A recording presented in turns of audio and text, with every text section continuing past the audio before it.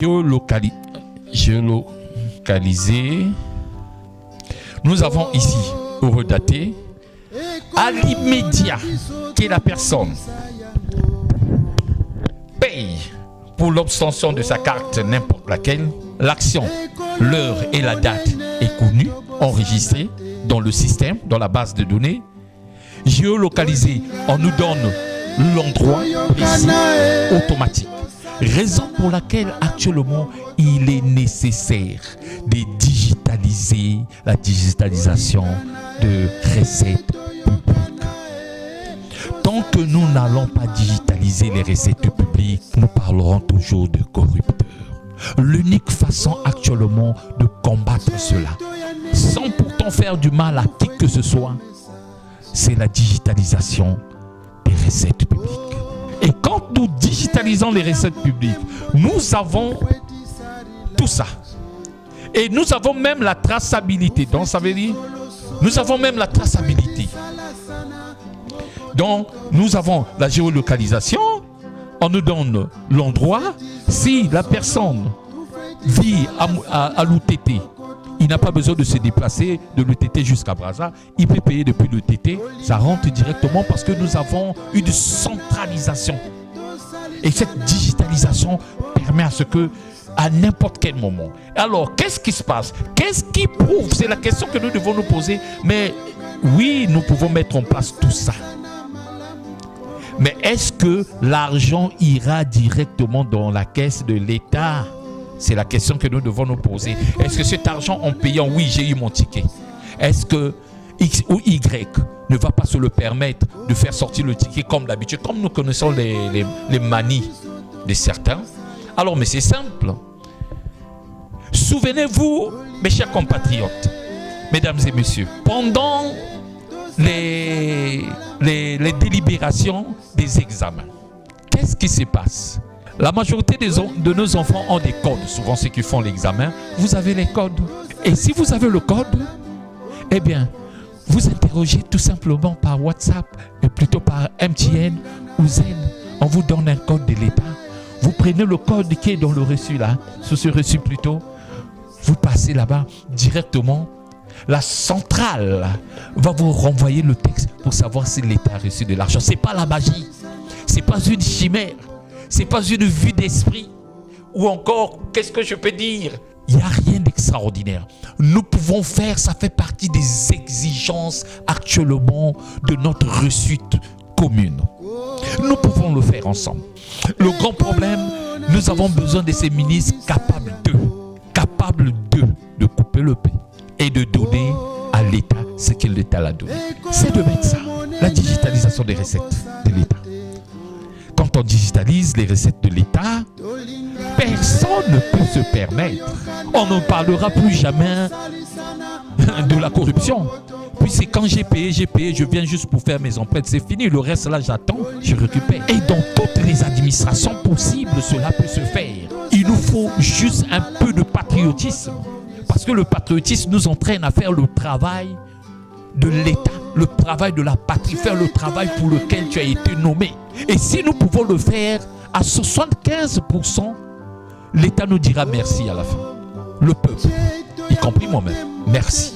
Mais si les ministres ou encore, disons la politique, puisque la République c'est la politique, si ceux-là peuvent descendre et faire jusqu'à 80, voire 90% de leur travail, en ça aussi, vos noms-là resteront à jamais dans les annales de la nation. À jamais, on parlera de vous. Un tel est passé, mais sa plume est restée là. Quand un oiseau s'envole, laisse une plume. Vous laisserez votre empreinte. Et cette empreinte restera à jamais. Nous pouvons le faire. Ce n'est pas la magie. En moins de 180 jours, même pas en moins de 3 mois, nous pouvons le faire. Ce n'est pas une magie. Nous avons la compétence de le faire. Ce n'est pas une magie. Centraliser les recettes de l'État, digitaliser, ce n'est pas la magie. Nous pouvons le faire ensemble. Nous pouvons changer les choses ensemble. Mettre en place cette logique qui va permettre à ce que demain, nous puissions dire « Ah, cette marche, c'est vrai que nous l'avons accélérée, mais ça a produit quelque chose de bien. » Voilà un peu la réalité. Mais nous n'allons pas nous arrêter là. Il faut aussi centraliser les services de l'État. Ça, je l'ai dit la fois dernière concernant la traçabilité administrative. Centraliser les services de l'État, comme la mairie, nous avons la mairie, prenons le cas de la mairie, comme les PSP, la justice, l'hôpital, voire la morgue. Si ces services travaillent en symbiose, je vous assure, ça fait un pas vers le changement. Une personne à l'hôpital qui décède, automatiquement, quand c'est digitalisé, il y a une traçabilité partout. Il y a une trace, même le commerce aussi. Tout ça, nous pouvons mettre le commerce, les impôts. Tout ça, quand ces institutions sont en symbiose, automatiquement, la nation fonctionne. Digitalisée, de bout en bout, la nation fonctionne. Ce n'est pas une magie, ce n'est pas une illusion d'optique. On va dire, est-ce que nous pouvons le faire. Nous pouvons apporter cela. Il nous faut tout simplement de couper le pain. Rendre à la nation ce que la nation nous a donné. Mettre un peu plus de patriotisme. Mes chers amis, mesdames et messieurs, chers compatriotes, nous allons passer à un sujet. Ici, nous avons mis une parenthèse. C'est aux décideurs de réfléchir. S'ils ont besoin de nos apports, eh bien, nous pouvons apporter encore plus. Pourquoi pas? Ici, aux décideurs, ceux-là, les ouvriers de l'État, c'est à eux de voir qu'est-ce qu'il faut faire. S'ils tiennent compte, bien sûr. Nous donnons juste notre vision, nos suggestions. Alors, revenons ici. Il faut rappeler aux parents l'éducation de base, la source même dans la vie d'un homme, vient de la famille, de la maison même. C'est à la maison qu'on apprend aux enfants comment se taire. C'est à la maison qu'on apprend aux enfants de ne pas voler. C'est à la maison qu'on apprend à un enfant de ne pas être brigand, de dire la vérité. L'école fait une réalité secondaire. En amont, c'est la maison. Et en aval, l'État récupère pour continuer à éduquer en aval et donner l'instruction. Imaginez-vous, nous sommes dans une réalité où nos enfants, on parle de la délinquance, la criminalité, la mafia, le gangstérisme, tout ceci, la délinquance, la criminalité, la mafia, le gangstérisme, c'est blanc, bonnet, bonnet, blanc. C'est la même chose. Un délinquant est égal à un criminel. La mafia, un mafioso est égal à un criminel. Un gangster est égal à un délinquant. Qu'est-ce qu'il faut faire à nos enfants? Qu'est-ce qu'il faut faire? C'est la question que nous devons nous poser. Le devoir patriotique, je pense que ça va faire du mal pour certains. Les gens diront, mais pourquoi? Nous sommes dans une logique. Et cette logique demande à ce que les gens puissent voir les choses différemment. Mais si nous ne mettons pas les points sur les i, rien ne changera. Mes chers compatriotes, si nous revenons sur ce que je disais tout à l'heure avec la réalité de la DGSP, le devoir patriotique pense. Nous pensons, comme nous l'avons dit tout à l'heure, nous avons pensé qu'il est nécessaire de mettre en place une cour spéciale pour les délinquants, les criminels, les mafiosos, les gangsters. Mais cela ne veut pas dire qu'il faut arrêter la peine capitale, puisque nous connaissons, au Congo, on avait supprimé la peine capitale. Mais là, nous parlons de la peine capitale sous condition. La peine capitale sous condition, ça va vous paraître étrange. Je ne parle pas des exécutions sommaires. Je ne parle pas non plus des exécutions extrajudiciaires. C'est pas ça. Je parle aujourd'hui de ce qu'on appelle la peine capitale sous condition. Pourquoi la peine capitale sous condition?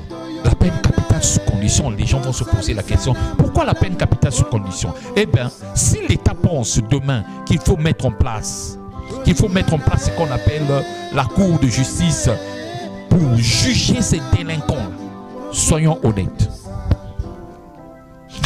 Tant que nous n'allons pas mettre ce qu'on appelle une dissuasion, eh bien, les gens diront, je peux tuer comme je veux, puisque je suis le parent de X ou de Y, là, je serai sauvé. Non, vous avez endeuillé les familles. Et aujourd'hui, il y a beaucoup qui ne savent plus là où sont passés les leurs. Ils sont encore en deuil. Et qu'aujourd'hui, on vous arrête. Sur ce point, je voudrais...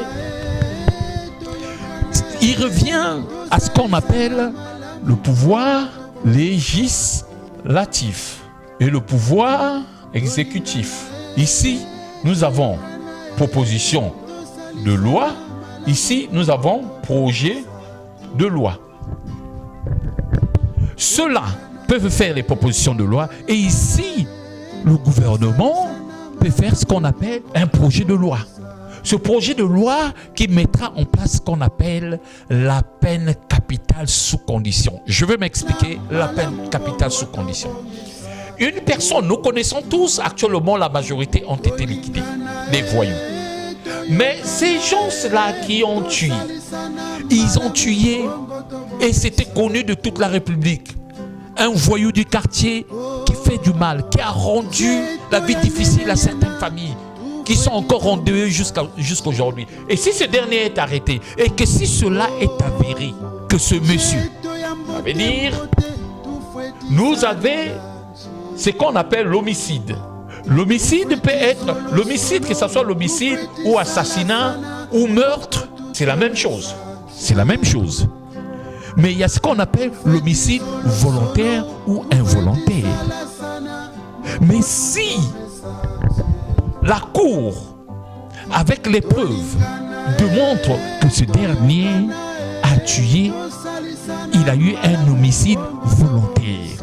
Donc, il a eu la volonté. Il a prémédité depuis chez lui de faire du mal, de tuer votre parent. Dites-moi, est-ce que ce monsieur-là, les gens vont me dire, il est cruel? Je ne suis pas cruel, je suis réaliste. Je vous ai dit dès le départ, je suis un patriote. Je ne suis pas un nationaliste, mais un patriote. Un homme qui tue, dites-moi, qu'est-ce qu'il faut faire de ce monsieur qui se lève un bon matin, qui tue? Je vais vous expliquer quelque chose, une anecdote. J'ai suivi aux États-Unis un grand monsieur qui avait déjà plus de 78 ans, qui sort de chez lui avec son fusil et il se met à tuer. Il a tué 4 personnes en plein jour. Et quand on l'arrête, on demande à ce dernier, pourquoi tu les as tués? Il dit, je voulais savoir parce que depuis longtemps, je n'ai pas essayé mon arme, je voulais savoir si elle pouvait encore tuer. Dites-moi un monsieur comme ça, qui a endeuillé les familles, qu'est-ce qu'il faut faire? Il faut le comprendre, il faut lui dire qu'il a un problème mental? Non, il faut le juger.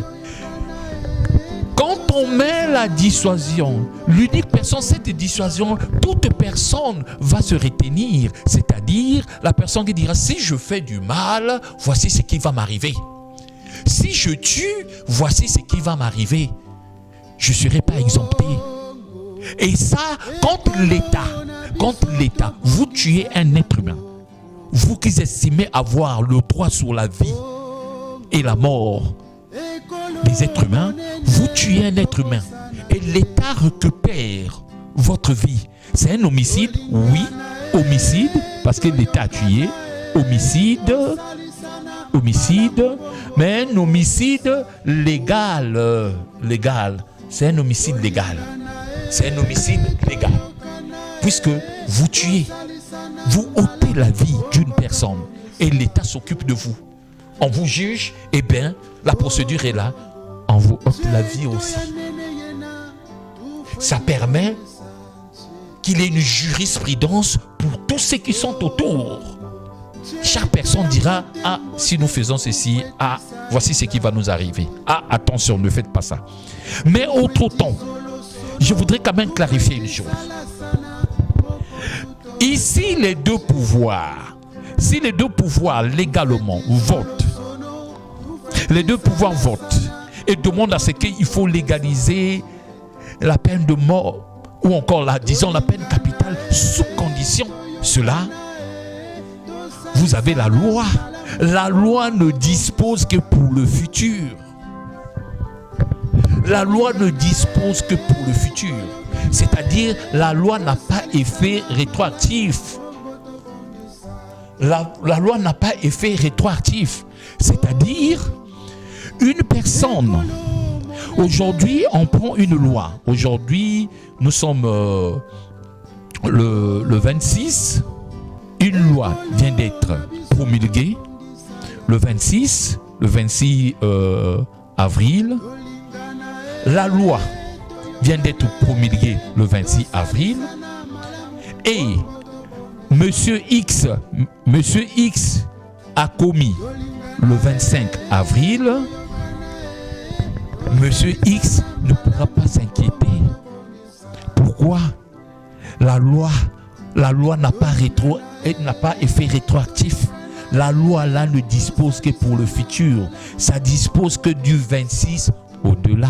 Cela ne veut pas dire en prenant la loi et en votant la loi que cette loi va rattraper tous ceux-là qui ont fait du mal dans le passé. Non.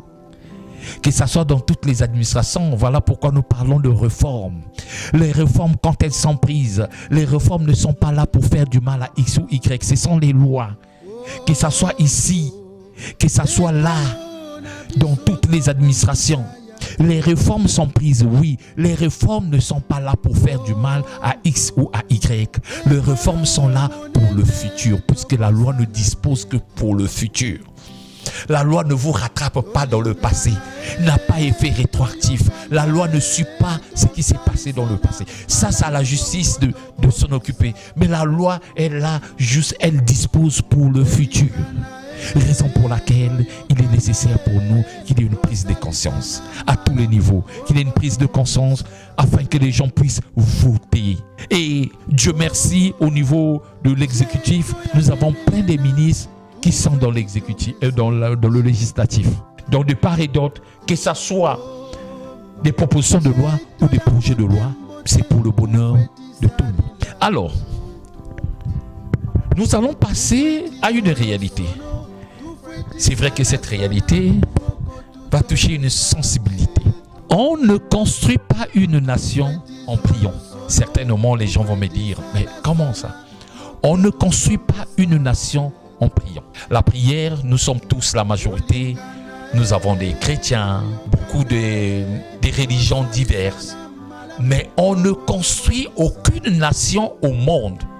C'est fait construite en priant. Impossible. Même l'Égypte qui a mis en place l'écriture, on ne construit pas en priant. Nous avons mis en place une réalité au Congo où les gens pensent que la prière va construire le Congo.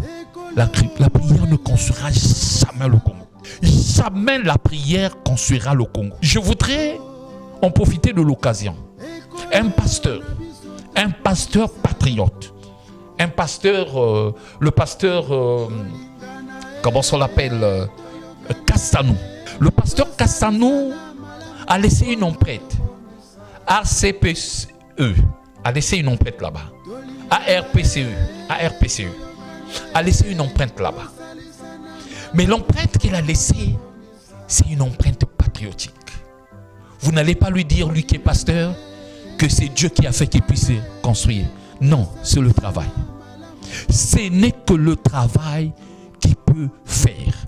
Pour ceux qui prient, j'ai écouté quelque part là où on dit Salah Sambila. Si tu pries en disant que non, ça va tomber du ciel, ça ne tombera pas du ciel. Rien ne tombera du ciel. C'est nos efforts à nous, nos efforts personnels. Et j'en profite de l'occasion, le même monsieur pasteur, lui qui est pasteur, il arrive à Télécongo, à Télécom, Congo Télécom, ex-ONPT. Ce monsieur, là où c'était la poubelle, mais aujourd'hui, Congo Télécom devient un bijou. Mais ce n'est pas la magie, ce n'est pas non plus la prière. On ne construit pas une nation en priant. Nous pouvons prier, mais pour construire, nous devons travailler ensemble. Sinon, nous croyons qu'il faut prier, Dieu va faire. Dieu ne tombera pas du ciel. C'est notre patriotisme. Le monsieur là a mis en place son patriotisme. Il a travaillé. Il a compris que ici, l'argent que j'ai entre les mains là, que l'État m'a donné, nous devons changer les choses. Il pouvait aussi faire comme certains, prendre cet argent, mettre dans sa poche. Mais il a compris que je dois travailler. Et bien, ce monsieur a travaillé. Voici le résultat. Tout le monde, quand on parle de Congo Télécom, mais c'est un bijou, c'est un bonheur. J'en profite de l'occasion. Je voudrais en profiter d'ouvrir une parenthèse en ce qui concerne l'église au Congo. C'est vrai que pour certains, ils diront, mais oui, il vient nous emmerder ce monsieur. Dites-moi, j'ai été dans une église, j'ai été invité. Je suis désolé, père son âme, ce dernier venait de mourir. J'arrive pendant la séance, il y a des prières qui commencent de 10 000 jusqu'au-delà. Dites-moi, comme je parlais la fois dernière concernant les maisons, dites-moi, ceux-là sont-ils là pour la prière, pour la foi ou pour le commerce? Ou c'est des illusionnistes? Et cela nous permet de comprendre. Après la fonction publique au Congo, le plus grand marché, le plus grand business au Congo, c'est l'église. Que cela ne nous fasse pas du mal. Raison pour laquelle je pense qu'il est nécessaire de mettre en place pour le ministère de la culture. Je pense que vous êtes plus encore proche de cela. C'est de mettre en place un département pour cela. J'ai été dans une autre église, là où on disait qui veut toucher le cœur de Dieu avec 1 million. Un bishop. J'espère s'il peut passer si cette vidéo-là, cette vidéo peut lui parvenir, il comprendra c'est de lui. Qui veut toucher le cœur de Dieu avec 1 million. Mais dites-moi, si je donne 10 millions, je peux dormir avec Dieu. Quelle illusion. Quelle illusion. Quelle illusion. Raison pour laquelle je pense que l'État doit se réveiller dans ça. Quand je parle de l'État, l'administration, il y a tellement une cacophonie. Troisième illustration, il y a un passé, je suis allé rendre visite à ma sœur aînée. Le premier jour, elle avait une succursale d'une église dont je ne suis pas ici pour citer les noms des églises, d'une église dont elle était responsable. Il était 6 heures. Je constate qu'à 6 heures, elle était au téléphone. Après, j'ai demandé, mais qu'est-ce qui se passe? Oh non, mais chez nous, ici, tous les jours, quand on prie, on finit de prier de 5h à 6h, il y a quelqu'un qui appelle, je dois donner le nom de ceux-là qui ont assisté, y compris l'argent. Et à 18h, quand je rentre, je vais à l'église, je dois ramener la somme. Imaginez-vous, ils ont plein de succursales dans toute la ville. Vous appelez ça prier ou le commerce? C'est pas le business que quelqu'un vient me dire, c'est de Dieu. Dieu est là dans quoi? Salah, Samila. Dieu est là dans quoi? C'est maintenant que nous devons démontrer à notre peuple, il faut travailler. C'est ça le patriotisme, avoir l'amour de la patrie. Sans l'amour de la patrie, tout ce que nous faisons, c'est des histoires. C'est une goutte d'eau dans la mer. Il faut assainir ce milieu où ça devient une affaire d'argent. Il faut assainir. Et même si possible, mettre en place une taxe religieuse. La taxe religieuse permettra de manière à ce qu'il y ait un représentant de l'État dans toutes les églises qui prétend être vraiment une église, et cette pagaille-là ne va plus exister. Une prière à 10 000 et jusqu'au-delà. Où va le pays? Les gens se cachent derrière les costumes pour dire homme de Dieu, mais nous sommes tous des hommes de Dieu. Y a-t-il les hommes de Satan au monde? S'il y a des hommes de Satan, vous me dites, oui, les hommes de Dieu, c'est ceux qui portent les costumes, nous sommes les hommes de Satan. Je suis désolé. Mesdames et messieurs, nous sommes à la fin de notre émission. Certainement, je voudrais dire merci. Merci à tous ceux-là qui me suivent. Merci à tous ceux qui sont passés par le YouTube. Et je voudrais vous rappeler ici, je suis votre frère, votre compatriote. Et tout ce que je fais, c'est un combat d'idées. Le combat d'idées a apporté notre pierre à l'édifice pour le bien commun. C'est vrai que pour d'autres sensibilités, si ça vous a touché, je suis désolé. Mais le patriotisme m'oblige. C'est l'hypocrisie qui est en train de nous tuer. Mais je préfère encore la vérité du piment que l'hypocrisie du sucre. Puisque le sucre va vous faire comprendre qu'il est bon. Vous connaissez la suite, le diabète et tout, consort. Je préfère le piment. Ça pique, mais ça fait pas 5 minutes. Ça passe. Mais ça rentre. Alors, mes chers compatriotes, mesdames et messieurs, nous sommes presque à la fin. Je voudrais dire merci. Merci à tous les Congolais. Et je voudrais dire à tous les Congolais que le devoir patriotique, c'est notre affaire. C'est pas mon affaire, c'est notre affaire à tous. Puisqu'on parle de la patrie. Nous sommes ici pour ramener tout le monde dans la logique d'hier. Le réveil. Réveiller ceux-là qui dorment. Éveiller ceux-là qui somnolent. Booster les gens vers l'amour de la nation. En coupant le pays, bien sûr. C'est vrai que c'est difficile, mais ça va aller. Il nous faut juste de prendre courage. Il nous faut juste de dire, oui, je vais apporter. Même au plus bas niveau, vous pouvez apporter votre pierre à l'édifice. Vous, figurez-vous, le chef de bloc, dans le flux de la réalité ascendante, c'est lui le patron. Mais dans le pouvoir descendant, il est le tout dernier. Il est le tout dernier de l'État. La toute dernière autorité de l'État. Mais dans le pouvoir ascendant, c'est le peuple qui commande même le président de la République. Donc pour vous dire, même au plus bas niveau, nous pouvons apporter notre pierre à l'édifice. C'est de faire pour la République et que la République marche. Je voudrais vous dire merci. Merci à tout le monde et prenez soin de vous. Que Dieu nous prête vie. Nous nous retrouvons à bientôt.